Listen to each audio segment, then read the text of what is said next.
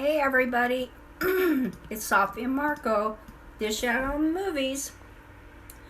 Well, we've already done a movie review today, now we're going to do a book review. We are going to do the next Slappyworld book, which doesn't have Slappy in the story, but he does his little commercials. It's not really a commercial, but his little commentary within the book a few times, and it's called Escape from Shudder Mansion. And I think it was written in 2018. And guess what? Remember when we just reviewed the last Goosebumps book? I mean, the one that just came out? This one has a pair of twins, fraternal twins. And the female is a girl named Scarlet. And the boy is shorter than her. And his name is Riley. And it kind of matches anyway the two characters that are in the other book that we just read, the Goosebumps book. So, anyway, this all revolves around a video game. And the reality that is, what would you call the video game is based on, and then the video game itself, and then school and their class. Which that was another thing. Sometimes they try not to put twins in the same classroom. And so that was another thing that I had an issue with because I've seen it. They try to separate them from different classes at your school. And yeah, and then they would switch classes and fool the teacher. Yeah, right. This is fraternal twins. I don't think they can do that.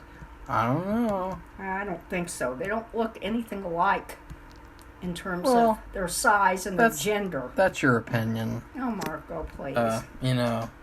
Okay, Marco. I don't see gender or race. I don't see any of those things, right, Safi? Okay, right? That's BS. Right? Okay, anyway, Marco plays video games all the time, so I was interested. I play these solitaire games, but that doesn't match these kinds of games. And Marco said, well, he'll tell you. Yeah, I'll tell you myself. But anyway, he plays a lot, so I thought he'd be interested, whether it be good or bad, and he'd be even able to give a more accurate review, because he does play games a lot more than me. So go ahead, Marco. Well, I'll find something. Okay, so the book starts off. Safi, turn around. What? I'm gonna go through my notes. Turn around. I don't want you to see the spoiler alerts. Well, so there were a couple of funny things that I wrote down. So this is the first Goosebumps book where someone's been referred to as a crush, I think. Because there's a part where they meet this girl named Mia, and the main kid, he says like he has a crush on her or something. And so I thought that was kind of weird. I don't remember that. You don't? No. He said he had a crush on her. And so I thought that was kind of interesting because... he thought she was weird. Well, he did, but he had a crush on her as well. Mm. So I thought that was an interesting point. Oh, you don't have your back turned. I can't go through the notes. Oh, for God's sakes. I thought you were done. So the book is about, there's this house down the street, and it's called Shudder Mansion. More like Shitter Mansion. And they think it's a haunted house and that it's really scary. You know, like all the kids, they have a house around them somewhere in town that they think is really scary. Like, that's what they think of Shudder Mansion. And at the same time, there's a video game called Escape from Shudder Mansion, and the main kid, he plays it all the time. It's very weird, right? Yeah, but not really, because you've been playing the same game for a while now too. No, I haven't. Oh, okay. It's really weird because there's a couple of issues. Number one, later on, it's really unclear because I don't really know what happens in this book. I really don't know. Like, I know what happens, but I don't know what happens. Because... Well, they weren't clear about it either. Yeah. Because, like, they model the mansion in the game after the mansion in real life. Well, how would you do that if the mansion in real life is haunted too? Like, how would you go in there to be able to take pictures and then make it out alive to do the video game?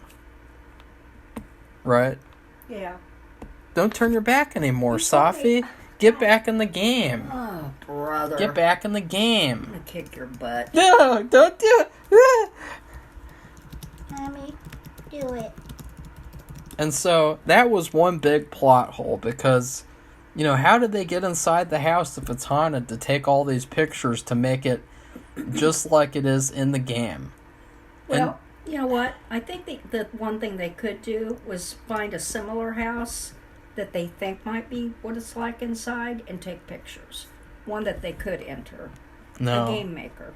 No, because they said that it's exactly alike. Oh. So. Yeah, you're right. So that's a big problem. Number 2, isn't it kind of convenient that there's a game based off of the house down the street? Like, oh, it's extremely convenient. That's pretty convenient. How many people have haunted houses in their neighborhoods? Yeah.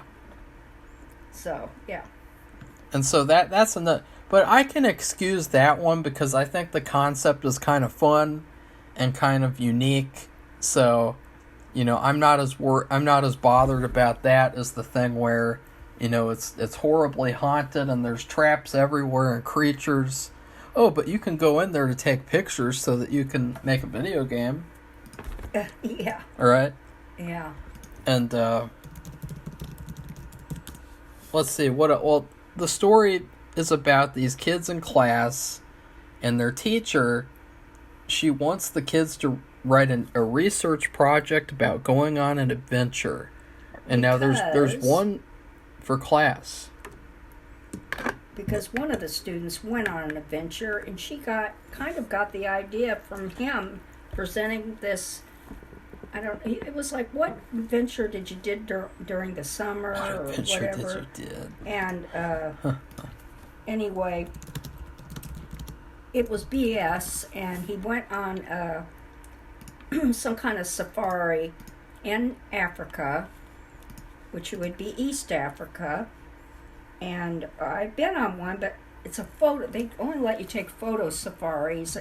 These other safaris, I mean, they involve thousands of dollars. Who'd want to shoot an animal anyway?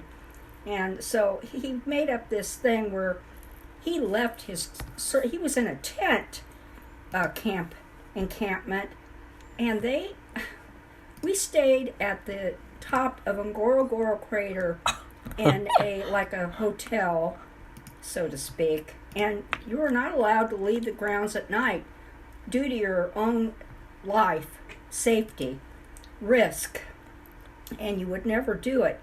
And a kid who's, I don't know what they're supposed to be, 12 or whatever, would not be allowed to be running around outside.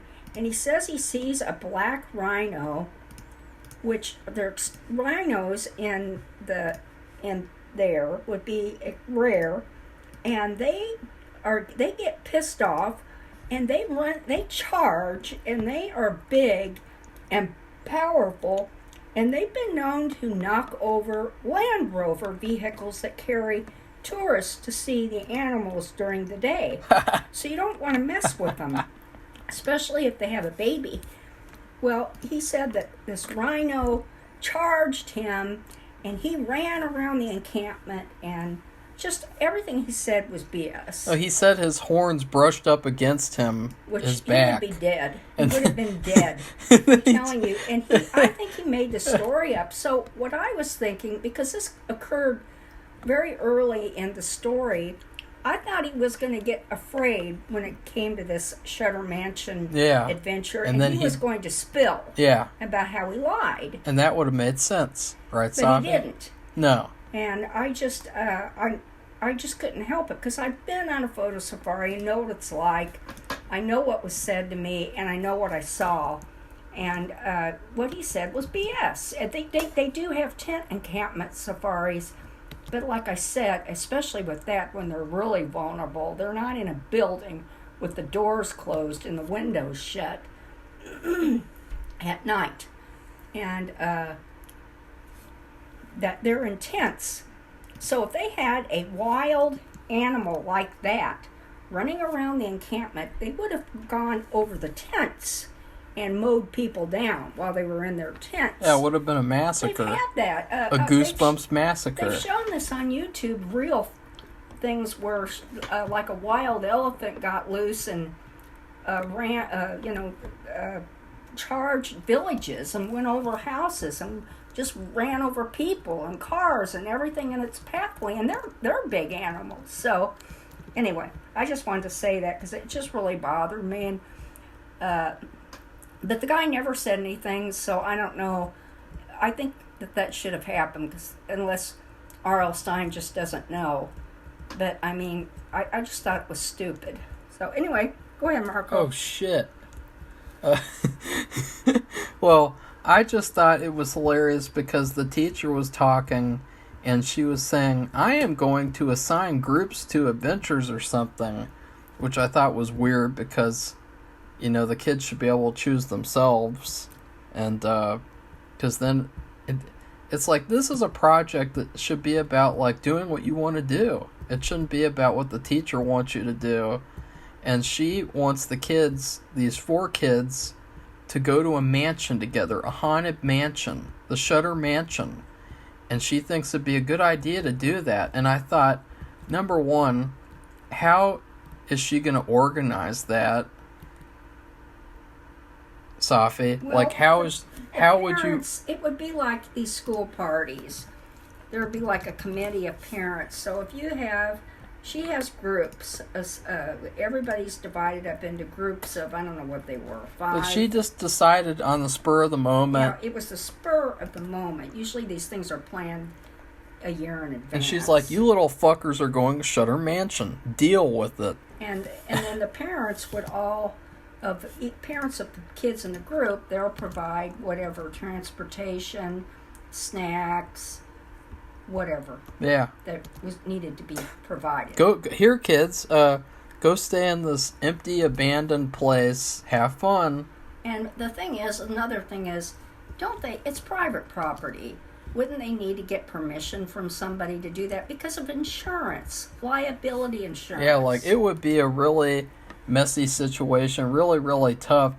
Not really like how they make it out in the book where it's like, oh, it's super easy to do this. It's just, you know, people do this all the time in schools. Kids go to haunted mansions and spend the night all by themselves where they can run into homeless people and get gang raped or, you know, step on a hypodermic needle or... I don't know what's in these abandoned houses. Yeah. And it's pretty bad. Oh no, they run into a satanic ritual and then they become a part of the ritual and they all get killed. Like, you know, like, oh wow, good job, teacher. And it's even weirder because the teacher says, okay, now you 4 are going to be the next victims. Oh, I mean, you were going to be the visitors at the house or something. Like, it was really weird. What did she say? Oh, I don't know. We need one. I read it a week ago. We need one more victim. Oh, I mean team member. It's like, where did that come from? Oh, I guess the house has a reputation. But why would the teacher be calling her students victims? I don't know. Like, that was really weird. I wondered that myself, but I just thought she was being cute. I didn't think it was cute. I thought it was retarded. So, it's probably for seeing too many Saw movies. Well, it's retarded because, like, it's like, how does that even make sense? Like, they're writing an essay on an adventure, and the whole point is that, like, it's not haunted. It's just a house, right? It's like there's nothing to be scared of. Yeah, and they had another idea about going to the zoo and staying the night, and both of my sons have actually done that, and they had liability insurance. I didn't stay overnight at the zoo.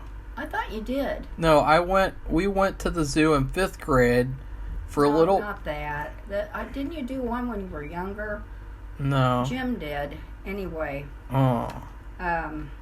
Remember when we went to the zoo, Safi, and you had those shitty teachers yell at you? Yeah. There was... Safi chaperoned... We went to the Columbus Zoo, which is a okay zoo. It's a really nice zoo. And, Safi chaperoned my group, and there was this little shithead in our group named Tanner, and, you know, he's always been a shithead, you know, that's kind of who he is. He's, you know, he is a shithead, you know, that's his whole personality, unfortunately. And he was in our group, and he was kind of causing trouble, you know, how kids would cause trouble in any situation and these school things, related things. Well, one of these shitty teachers that we had in 5th grade, they came up to us and they were like, "Do you need us?" They were talking to Safi, and they were like, "Do you need us to take Tanner off of your hands? Is he too hard for you to handle? Is it a little too hard for you?" You know, they were just being a couple of CUNTs about the whole situation. Like, oh, she can't handle it. And so that was that. And then later on, while we were at the zoo, and we actually saw, like, monkeys having a gay orgy. And so that was kind of hilarious. Safi didn't see that, but we did. And that was probably the highlight of the event, because it was completely out of nowhere.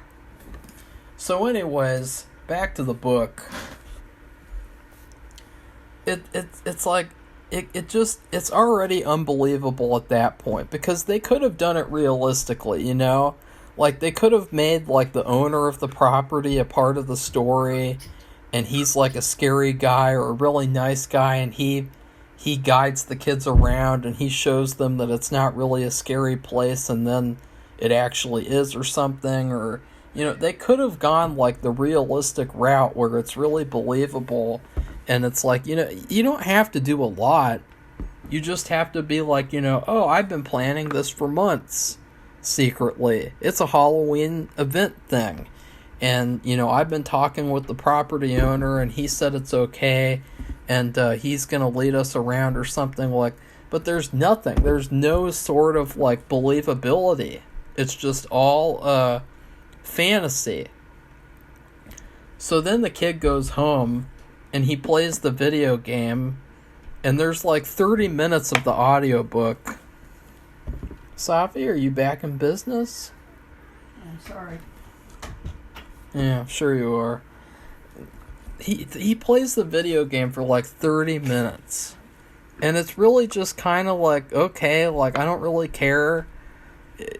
I want to play a video game myself. I don't want to hear about somebody else playing a video game. Especially one that's, you don't know really what it is. And well, it didn't...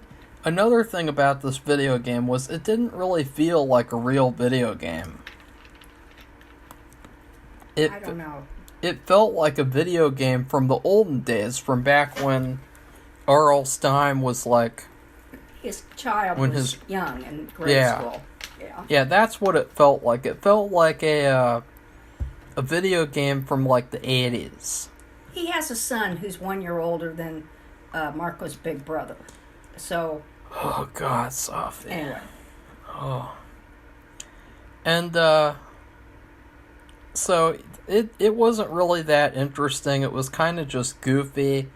You know, there was one game, I can't remember what it is, but I was recommended to play it before, and it was something about a knight in a castle, and it's kind of like a choose-your-own-adventure type of game or something where... I don't know how to describe it. Like, the whole thing is a cartoon game. It's a cartoon turned into a game. It's like Dragon's Lair. Is that what it is? Dragon's Lair game? It could be. We have something like that, but it doesn't work.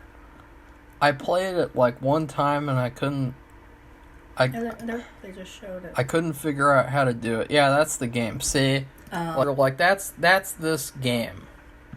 Dragon's Lair. It's also similar to that fucking Goosebumps episode where it's the how to get a shrunken head, and the kid plays that stupid game, and in order to advance in the game, he's like, Kaya! Kaya!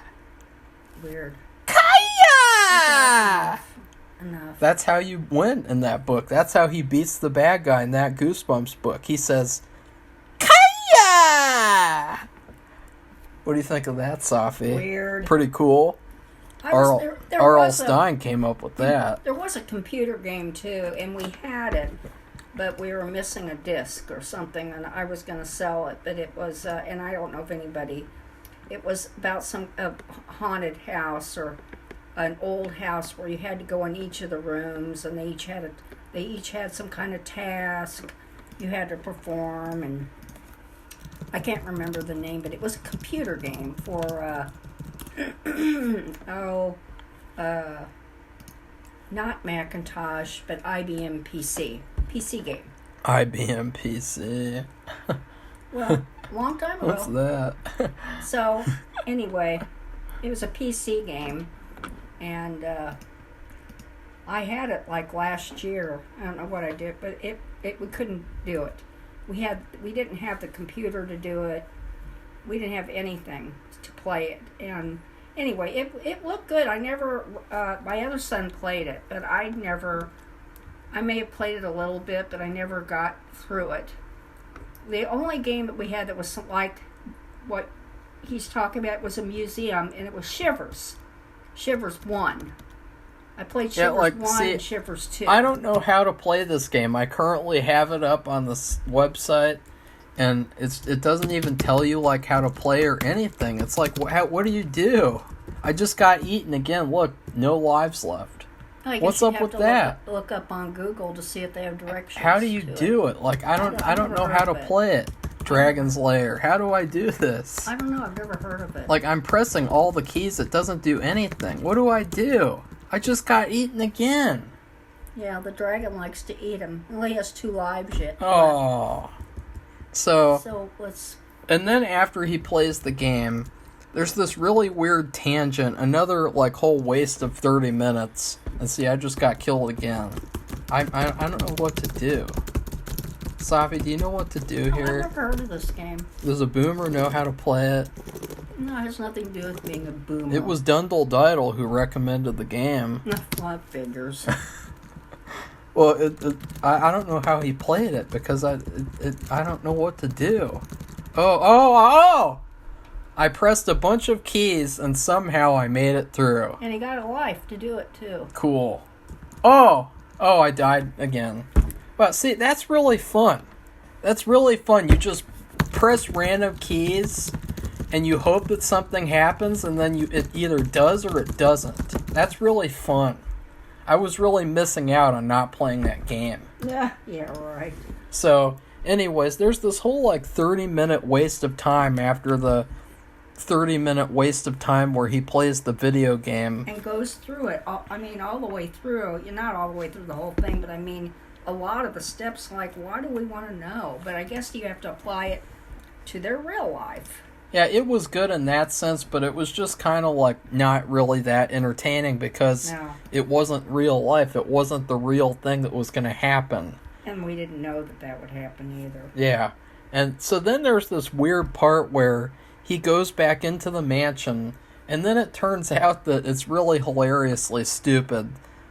He was walking along. Was he walking home?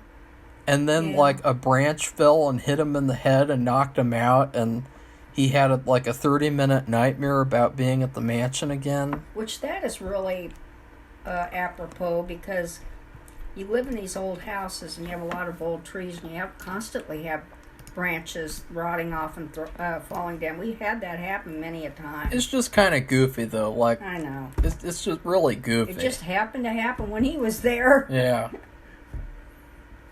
So then after that, they finally go to the mansion, And, you're wondering, personally, I thought it would have been really cool if he subverted the expectations by having it be, like, a lot scarier than the game and having it be, like, really realistically scary. Like, maybe having, like, centipedes and, like, serial killers or something. Like, something, like, really scary that would, like, be a lot scarier than stupid things that happen in the book. Like, there's this monster called the Beast, and they keep on saying, like, feed the beast, and then there's this part where they step in sticky goo on the floor and they're caught by the beast, and it's like, this is goofy. It's goofy, and I don't believe any of it. It's probably a video game, right? Well, it turns out to be a video game. They're stuck in a video game. How did they get into the video game? Is the real life house a portal into a video game? Like, there's just no logic or reasoning. Well, are we talking about that now? Their field trip yet?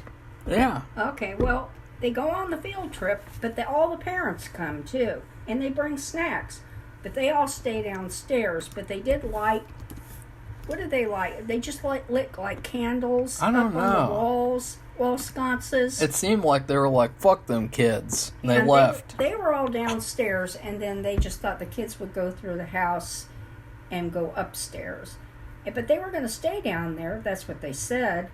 And, they would just visit, and they had the snacks, and who knows, and they just had food, too. So, like dinner. Like pizza. I was thinking it could also be a dark turn if, like, one of the parents tried to molest the children. Oh, God, they're not going to have that. That's stupid. Or just listening to too many Lifetime movies or played in the living room. It could happen. Yeah, it could happen. Okay, well, it didn't happen. Or maybe one of the parents is a monster, and he tries to eat the kids or something. Because that could be like a metaphor for molestation. He wants to. Oh God. Like smart people come up with a metaphor. Or you could have had it where one of the parents was related to the original owners of Shudder Mansion. Yeah, like and something then like do that. Some setups. That would have been an interesting story. That would have been a good twist too at the end, where it's like, oh, none of that was real. One of the parents set it up. But it had to be identical, and it was in a life-size form to the Shudder Mansion game. And so he's the only one in his group, I think, that has played the game. Yeah. I mean, on the minimal level of just playing the game. And I think one kid doesn't even play, maybe more than one. They don't even play video games. It's just this one Riley kid. And Scarlett is in his group too, so they're together, which is good. And then they have the smart guy, and then two other people. One who had been hanging around outside the mansion, and her name Mia, which Marco talked about, and then some other girl, and then the smart guy, and then another Asian boy whose grandparents came. I don't think his parents were even there. I think that so they were a group. I think that I don't know how many groups there were, and that doesn't really matter. I think that just after you had that detailed video game sequence, well, I'm just trying to set it up. None of the stuff in the house is scary, because at the back of your mind this is very fake and phony. And it feels like this is probably a video game as well, and it is. And, well, the thing about this, people start disappearing. And I think the first one who disappeared was his own sister. So he was frantic. I didn't really remember that. I did. It was just kind of there. It was just kind of like, okay. Because there's no stakes if it doesn't feel real, at least a little bit. Like, if it just feels so fantastical that you can't believe it, then it doesn't feel, like, interesting or scary. It feels like a fantasy or like a cartoon. Well. Right? it's something it's that fun, I've been but saying all along. The older Goosebumps books are a lot better, a lot scarier.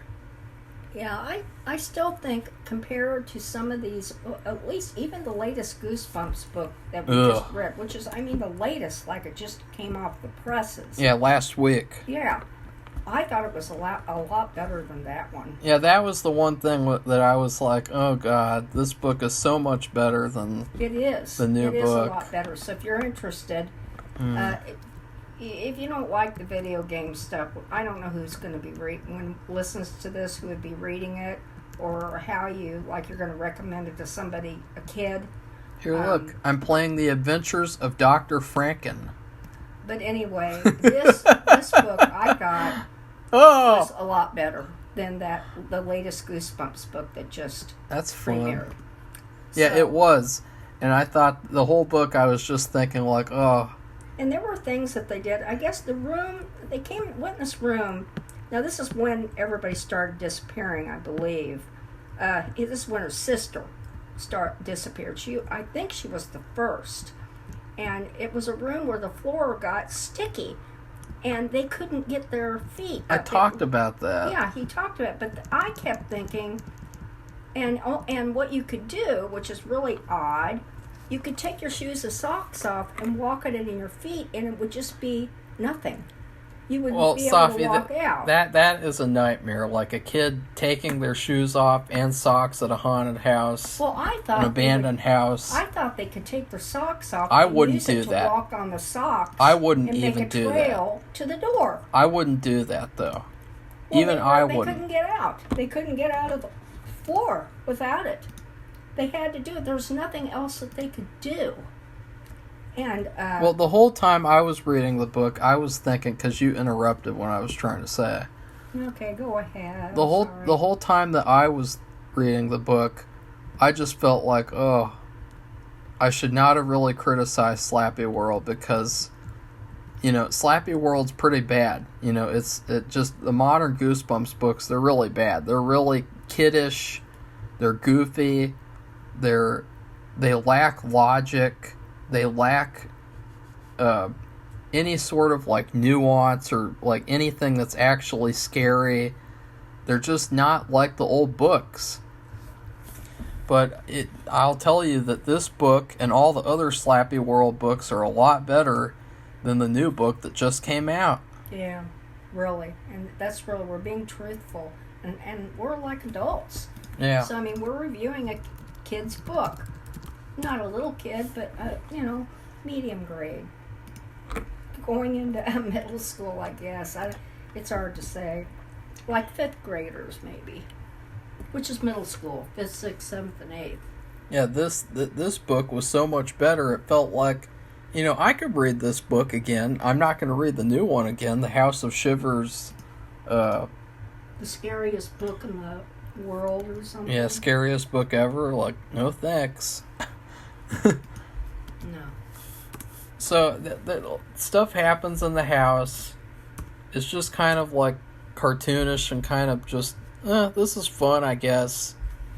But then something really hilarious happens. All the kids leave. All the parents parents leave. All the parents... Well, they run out screaming. Yeah. They don't know what happened. And they don't get any call, note, anything. They just left. That was really weird. That was odd. That part was totally unbelievable.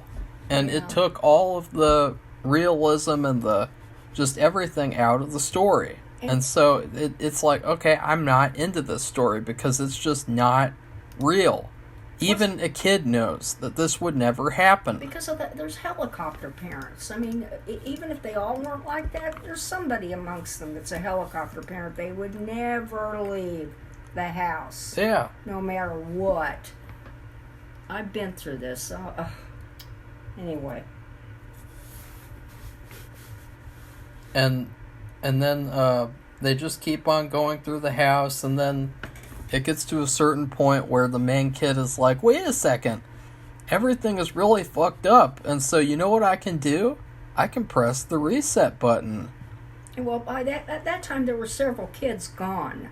Yeah. His sister was gone, which was a primary, of course, it was a primary concern for him. All the parents were gone. Wasn't that little slut Mia gone too? Yes, she was gone. Yeah. It was just him and that smart boy, I think. Yeah. And then I think the Asian boy, he was gone too. So, that was it. I think it was just those two. It seems like there was another one. Anyway, can't remember. But, like, they look around and they're in the kitchen or something, and he sees a button that says, what is it? Does it say reset? Yeah. And he presses it, and it's like, wow, that's exactly what I thought. It's all a video game. And so the big twist of the book is that they're going to reset the night all over again, and they're going to go through the night all over again. And it's like, wow. They're going to whatever. They arrive with their parents. They talk about the snacks. They're going to set up with the other parents. Everything is identical to that when they started the game. And does he remember what happened, or is it like he doesn't even? No, he remembers. Oh, okay. And so he's like, "Oh no! Hopefully it'll be fun this time," or something weird. Like at that point, I was like, "This is all you got? Like this is the twist that we already knew in the back of our minds that." This is probably a video game, duh. So, and his sister was with him. Everything was as it was when they started out. Everything. So I guess it's implied, because of course Slappy comes in with his 2 cents at the end, that they're going to be doing this over and over and over again. It's like forever. It's like that movie that with Groundhog Day. Yes. But in that movie, they do it until they get it. He does it until he gets it right. In this, it's implied they'll do it forever and ever, regardless. I don't know. And that's another weird thing. At the end of the book, Slappy comes in with an epilogue, and it's not like an ending where he's just like, "Hey, that was a creepy story, wasn't it? I'm really cool because I'm Slappy." No, he comes in at the end to try to explain a plot hole. He's like, "Oh, I should mention, you're probably wondering why the parents left and said, 'Fuck them kids.' Well, he didn't say that exactly. It's because this and this and this." It's like, he literally used Slappy to try to explain a plot hole because he realized that the kids would probably not understand what happened. And the thing is, this is a common problem with all these books, these modern books. That was not a problem, I don't think. Now, I didn't read a lot of them because, but Marco has, decided he's going to read all the old books from cover to cover to see, and so he knows that they are completely different. But the thing is, it seemed at a point that he started to rush to the ending because he was out of time or out of words. And that is a common thing amongst all these modern books where I know we're reading an audio book. Maybe it's not the same if you're hand reading it, but I don't think so. And so anyway, there's a certain point he gets, there's 3/4 of the way through, and goes, oh my God, I only have 800 words left that I can write the ending. And I'm only allowed so many in a word count for these particular books. Yeah. And it's not as bad as some of the stuff we've been reading, but I still feel it. I still pick up on it that he rushed again to the end because he's out of a word count or a page count or both, sometimes they have a limited amount of chapters that they are able to have. So I don't know what it is, but I felt it. Really? Not as bad as some of these other books, like these other with the parrot, the pirate parrot, and where they're staying in the lighthouse, and that was a clear rush to the end. Attack of the Jack. Yeah, Attack of the Jack, and even the book that we just read. There was a point where he rushed to the end. And that's not, we should stop it. Yeah. I really do, because I can feel it.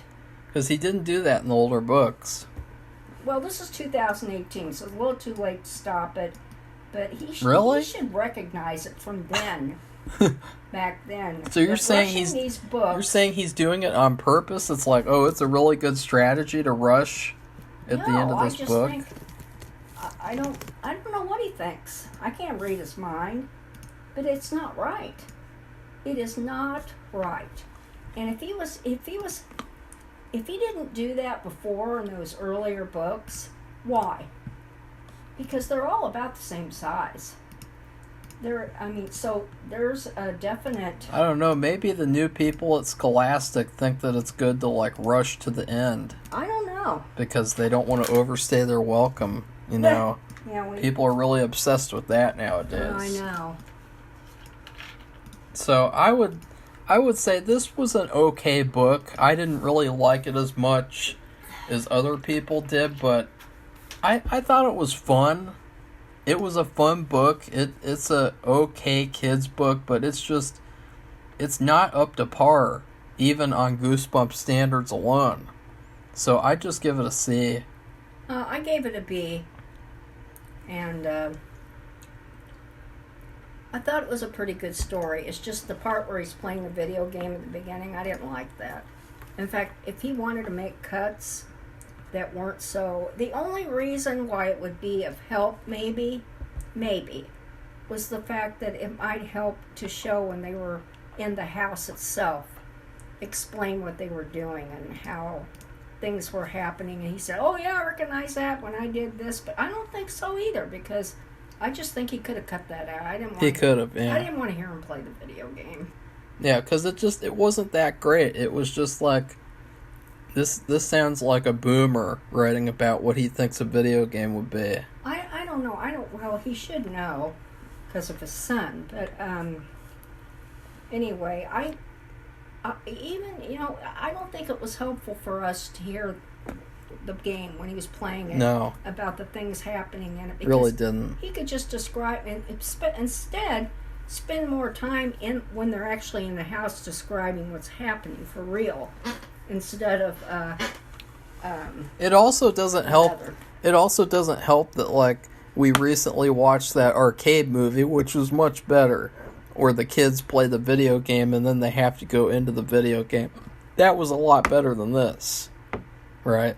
Yeah, and arcade. It was the same years, same decade.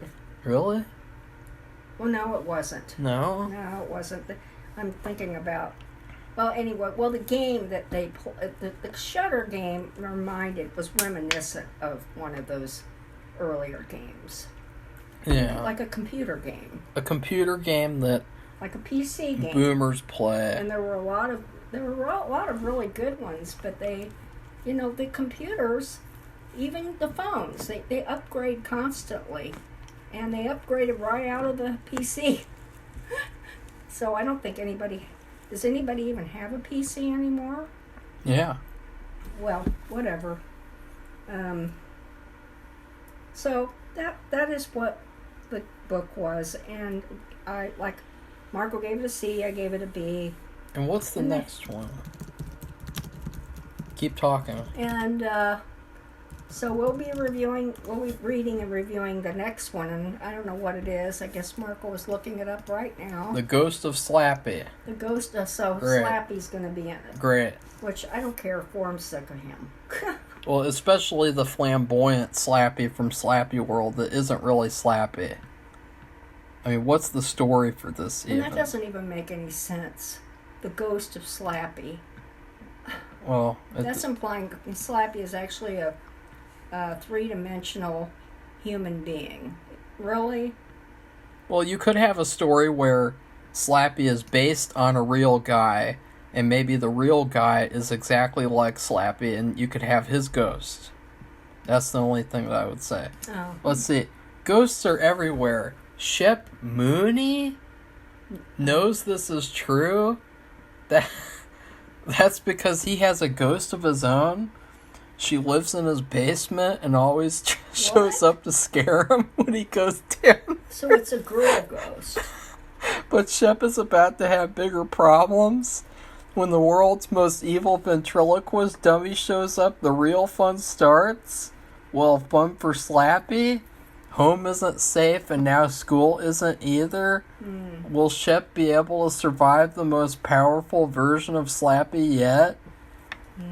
That's See, that's the thing. I like these other books better. Because I'm sick of Slappy. I like I like the other books better, and I also like the older books better.